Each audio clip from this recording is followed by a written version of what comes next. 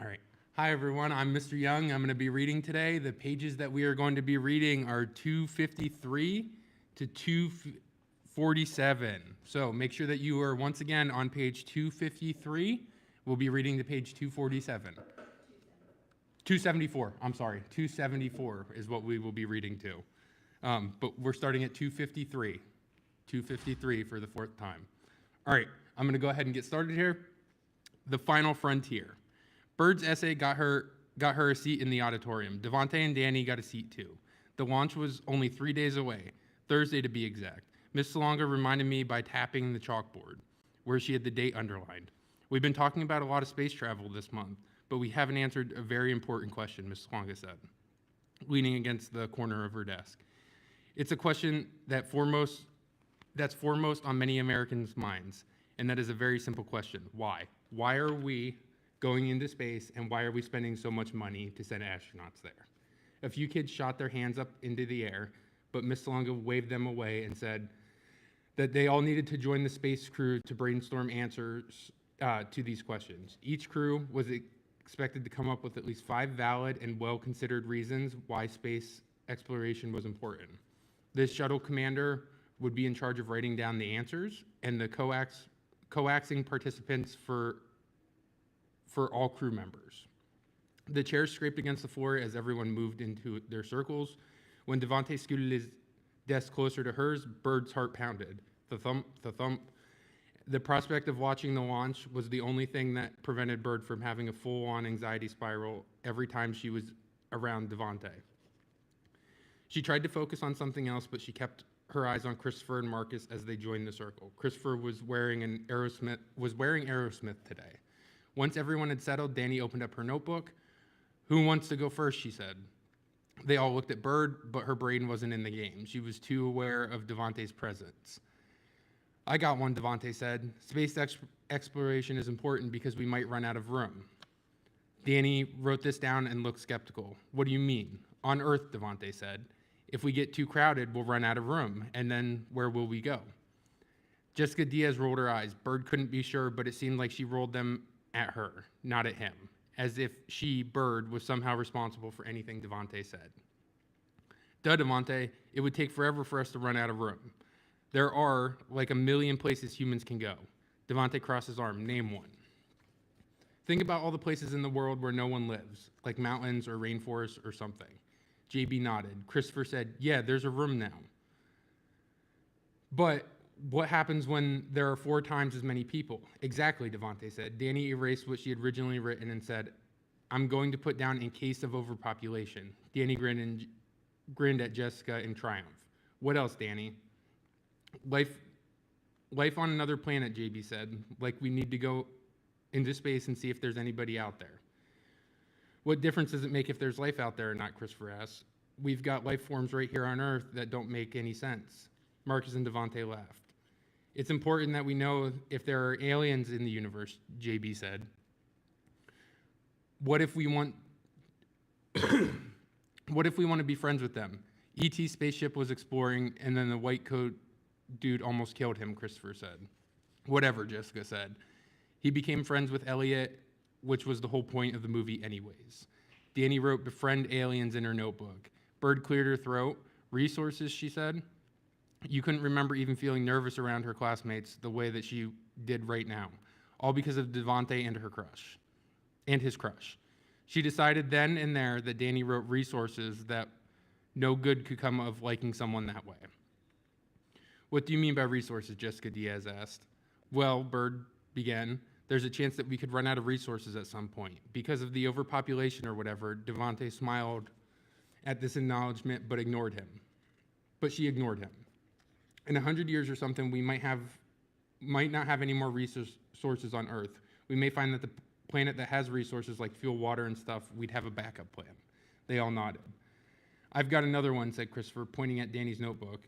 If we don't go into space, other countries will. What if Russia goes there and finds the entire planet made out of killer nuclear gas? They'd get it before us. We should be number 1. Danny wrote down world domination. Everyone nodded in agreement. That's 4, said Danny. We need at least one more. No one offered anything, not even Bird. Her mind was still preoccupied. After several seconds of silence, Danny's eyes landed on Marcus Sturgis, who had been silently doodling in his notebook. "What about you, Marcus?" she said, her voice uncertain. "Can you think of anything?" He shrugged. "We need one more thing," said Danny. A new electricity filled the air. Marcus flew so far under the radar, people often forgot he was there. He often wasn't, but today, here he was, sitting in his seat under the scrutinizing eyes of a functional space mates. He glanced up, but only for a moment. "It's stupid," he finally mumbled. Danny raised her eyebrow. "What's stupid?" "Space exploration," he said. "Miss Salonga wants us to come up with reasons why it makes sense for us to go into space, but it doesn't make sense." If Marcus were a machine, Bird thought, he'd be something like that made air heavy like a humidifier. "There are big things in space," Marcus continued. "Asteroids, meteors, comets. Think about how huge the universe is." Miss Salonga said that it was way more than 90 billion light years in diameter. "Then think about how small we are. We're practically nothing. A giant fireball could be out there, headed directly for us, and we wouldn't be able to do anything about it. Not a single thing." The Jessicas simultaneously turned towards the class window as if Marcus had just summoned a fireball outside. "Oh," Danny said. Bird sank a little in her seat. She felt like she was shrinking right there and then.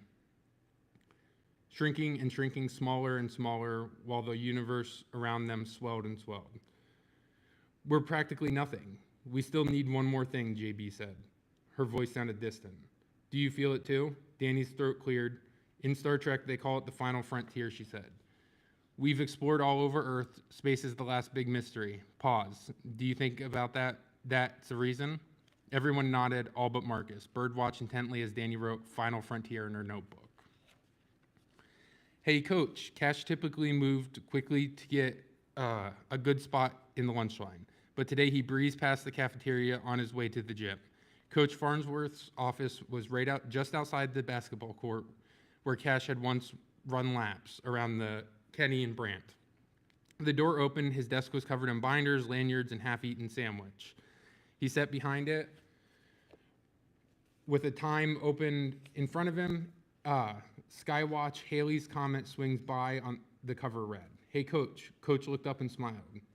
One side of his face was round with food. He chewed and said, "Hey there, Thomas. What can I do for you?" Cash glanced towards the basketball court, then stepped inside. He hadn't been in the coach's office since the day he was dropped from the team. "We'd love to keep you," Coach said, "but if you don't maintain a 2-point grade average, you can't play sports. That's the rules." The words have filled the room. At the time, Coach had wondered if Coach had secretly thrilled that his GPA had dropped. It was an easy way of getting him off the court. It didn't seem like Coach's style, but he was a good guy, always propping them up, encouraging them to do their best. But you never know what's going on inside of a person's head and heart. Cash shifted from foot to foot. "I was thinking about something and I wanted to get your thoughts on it." Coach closed the magazine, leaned back in his chair, opened his arms wide as he swallowed the rest of his bite. "Shoot." "Well," Cash took a breath. "I was thinking about what you said when I was on the team about being a good runner and all." "Yep, if I remember correctly, you had 6-minute mile." "And I was just thinking, I was wondering or considering." He hadn't meant to sound so unsure, but the next words left his mouth as a question. "The track team?" The coach leaned forward and raised his eyebrows. "Uh-oh," Cash thought. "This is the part where I get laughed out of the office. Give up, Thomas," he'll say. "You're not an athlete. How many more ways can I break it to you?" "You've always been hung up on basketball," said Coach. "Yeah, well, I was thinking of changing the game, I guess." Coach smiled, a big, genuine smile. "Good thinking," he said. "Track just might be good for you. Tryouts aren't till March, so you've got a while to prepare. Best part is," he said. He mentioned towards Cash's arm, "the cast won't stop from your training." Cash smiled too. "Just one more thing, Thomas," Coach said. He pointed to Cash's backpacks. "Your grade, you know the rules, right?" "Yes, Coach. 2 points, grade point average to play sports." The coach nodded. "Doesn't matter what sport it is, the rule's the same for track as it is for basketball. But that won't be a problem." He cocked his head to the side. "Right, Thomas?" Now that Cash turned a nod. Right, coach. All right. I touched the future. Bird, I've finished another schematic today, my dad's old Walkman, but I couldn't focus. I have so many thoughts in my mind at once. Judith Resnick, like what? Bird. Well, today I mostly kept thinking about what Marcus said and how big the universe is and how small we are. Judith, the universe is big, humans are small. We knew that already. Bird. I know, but he said other stuff too. Afterwards, I just kept thinking and thinking about it. I guess it bothers me that there were just specks of dust floating in an enormous void. Judith, that's one way of putting it. Bird, there has to be a reason for all of it, right? I mean, you're not just going into space for nothing. It's just for fun, or just for funds, or so that we can dominate the world or something. Judith, of course not.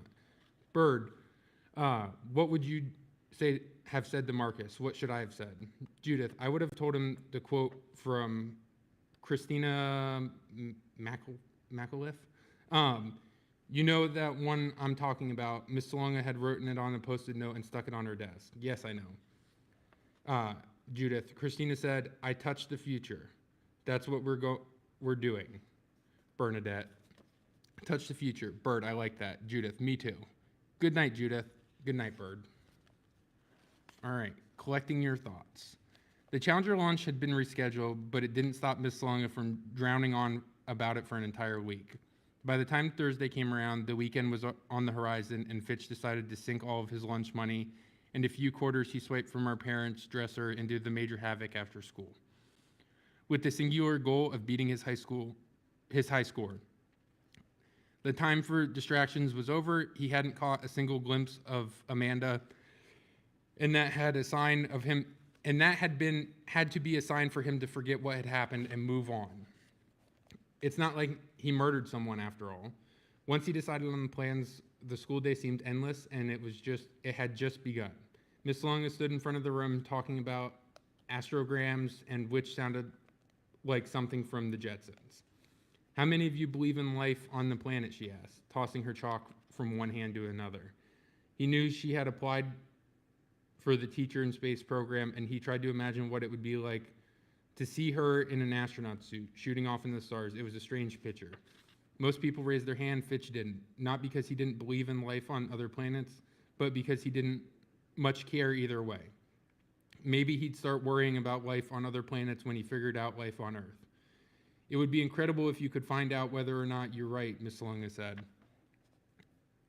Miss Salonga continued.